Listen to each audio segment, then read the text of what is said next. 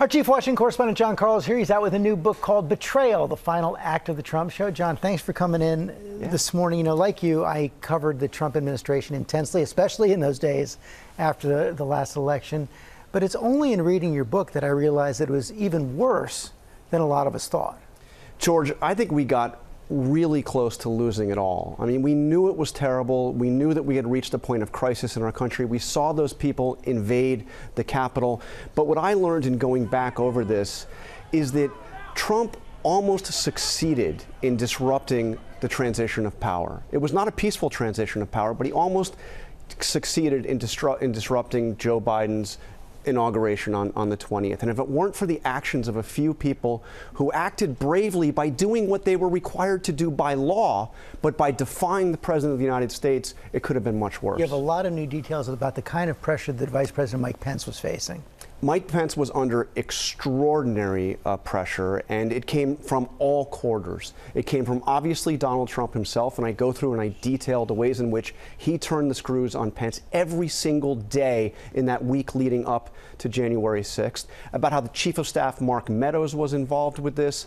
The president's team did everything they could. Even Johnny McEntee, the guy, this 29-year-old that was put in charge of presidential personnel, was part of this effort. You know, I want to ask you about McEntee because he's been with President Trump for a long time. But as you say, he's quite young, not necessarily experienced in the job of running presidential personnel.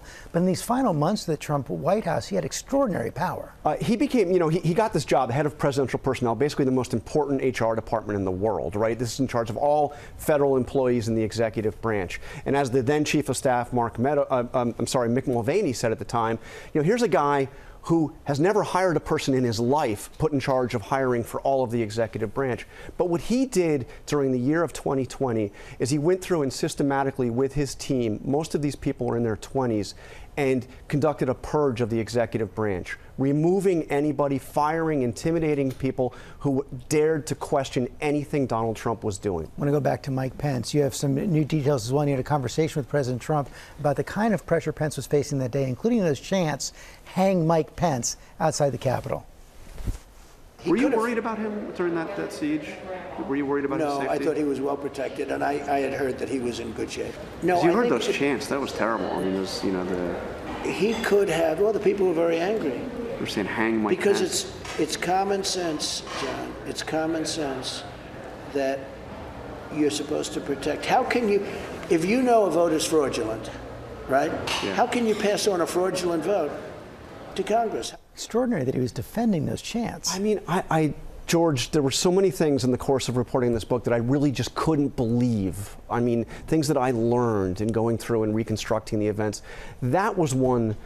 I mean, I'm sitting there with Donald Trump in the middle of his Mar-a-Lago club, in the middle of the lobby, this ornate area. He's talking in a very calm way, and he's justifying people who wanted to murder his vice president. And nothing, not a word of condemnation, not a word of criticism of people chanting, "Hang Mike Pence." So you spent some time with him down at Mar-a-Lago. Do you get the sense that this talk about him running perhaps in 2024 is real? First, I would say that people around him say he is absolutely going to run. I actually don't believe it. I think he's going to keep us guessing. He's going to string us along. He's going to suggest he's running because the minute he says he doesn't, he's less relevant. But I have a doubt whether or not he really wants to go through it again, knowing that he might well, and I believe all, but certainly would lose. We don't have a lot of time left. It's hard it seems like in your conversation with him, for him to talk about anything but the election and January 6th. He is entirely focused on the past. 2020, not 2022, not 2024. Jon Karl, thanks very much. Well, hey there, GMA fans. Robin Roberts here. Thanks for checking out our YouTube channel. Lots of great stuff here. So go on, click the subscribe button right over here to get more of awesome videos and content from GMA every day, anytime. We thank you for watching, and we'll see you in the morning on GMA.